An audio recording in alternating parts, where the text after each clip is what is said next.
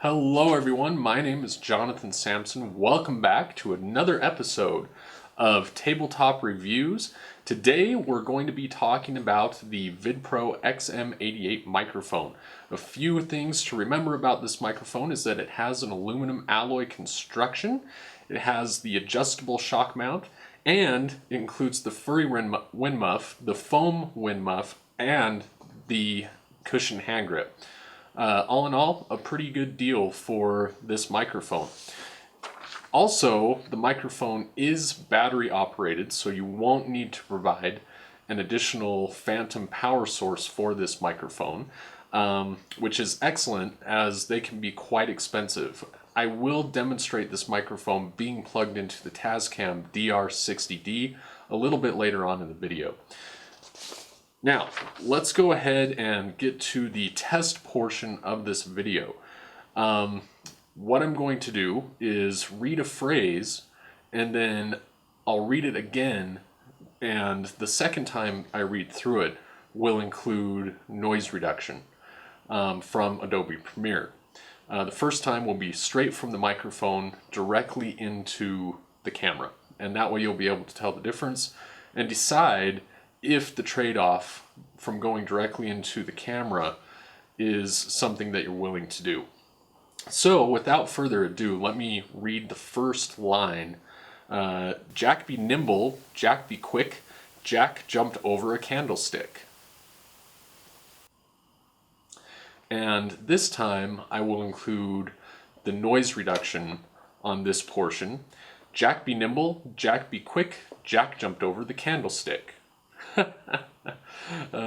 Jack jumped over a candlestick. Who are we kidding? God, I'm terrible. Okay, so those are the first two tests. We'll compare the non-noise reduced version to the version of the take that has noise reduction, and you can tell if spending a little bit of that extra time is something that you would be willing to do, and hopefully by the end of this you'll have a good comparison of each one. So now I'm going to stop the tape for just a moment, stop rolling, and I'm going to plug into the Tascam DR-60d, and we'll see what kind of difference we get from the Tascam unit versus just having the microphone plugged in directly to the DSLR. So I will be right back. Stay in your seats, don't go anywhere. Okay, I am back. Thank you for your patience. So now we're going to go ahead and run this test again. It's now recording through the Tascam DR-60d. So we will hopefully be able to see what kind of difference we get from directly into the camera versus into the Tascam unit. So without further ado, I'll go ahead and read the line, and then I'll read the line again with the noise reduction. So, Jack be nimble, Jack be quick, Jack jumped over a candlestick. So that is the one with no noise reduction directly into the Tascam. Now, one more time with the noise reduction, if we need it. We'll find out. Jack be nimble, Jack be quick, Jack jumped over a candlestick. So, that is our test for the day. Now, I do want to give you guys my final thoughts. I've used this microphone a little bit, so I want to go over and tell you what I think of it so far after using it. So, the first thing that I want to go over are some of the cons. What's not so great about this kit? The shock mount that it comes with, not the best. It's actually really, really flimsy. It does hold the microphone in, and I would feel comfortable putting it on a boom pole. It's just, I feel like I'm going to be going through a lot of these rubber bands and possibly ordering extras. I recommend if you buy this kit that you look around on the internet and find a different shock mount for this microphone. Any universal shock mount should work as long as it's for a boom microphone. Should be fine. The second thing that I noticed, and I think you'll find that you hear this as well, when the microphone is plugged in directly to the DSLR, there is quite a bit of noise. Now, DSLR inputs or preamps aren't really known for their quality. DSLRs originally, especially have an older one, they weren't really designed for this type of video work. Nobody was shooting cinema with DSLRs, and if they were, pretty much, Philip Bloom, pretty much the only guy. He is likely using some sort of off-camera audio. I can't say for certain, but that's my guess, is that he's got some sort of audio source that is off the camera and using XLR microphones that are powered. So there is a lot of noise when it's fed directly. Some of that, again, you're going to be able to take care of a little bit of that with the software. The good thing is that it doesn't reach really too far into the high end, I guess. So if you work on it, you should be able to get most of the noise out with pretty good results.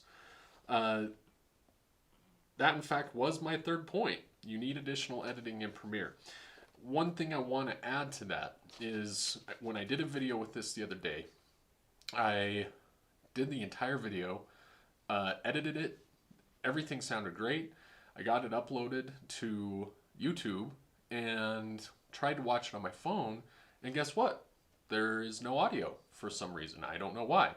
So I went back through, and through the process of elimination, I was able to figure out that if I use the effects, fill left and fill right, and put those on my audio file that was from the camera, I was able to resolve that problem. I re-uploaded the video to YouTube, and it sounded fantastic.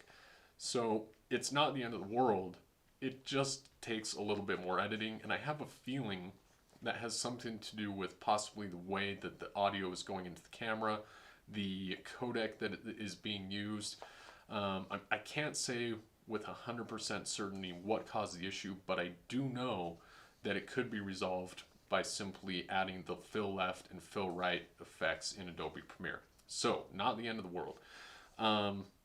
Now, let's talk about the pros of this microphone for just a moment. The pros of this microphone are definitely its cost effectiveness.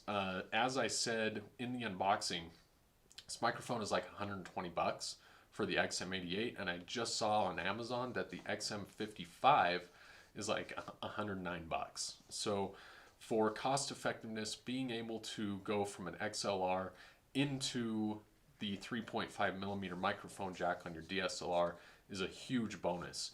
The other great thing that I like about this microphone is that if you have a different type of unit that accepts XLR inputs, this microphone will work with that as well. So you're not limiting yourself to just using this with devices that have a 3.5 millimeter input, which I do really find really great, because if you're like me and you add on equipment later on, then you're going to want to have those options available to use this microphone for that equipment. Another pro, something else that I really liked about this, goes along with the shock mount, which I realize I said I don't like the shock mount. I find that it's more of a con than a pro, but it does hook up easily to monopod or to lights if you have a light kit. I have a light kit that has a boom on it, and it hooked up easily to that device, as well as my monopod. And finally, the thing that I really like about this is that this microphone came with everything that I needed to get started.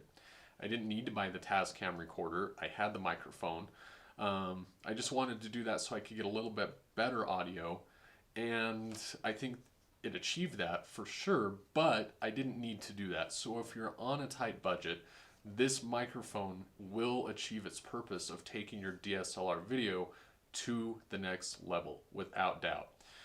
So that is everything I have for this review of this microphone. I surely hope that you found it useful. Please let me know in the comments if you did enjoy the video. If you found it helpful, please like the video.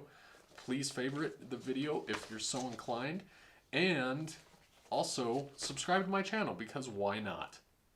That is all I have to say today. This has been a Synap production, Tabletop Reviews. Thank you so much for watching.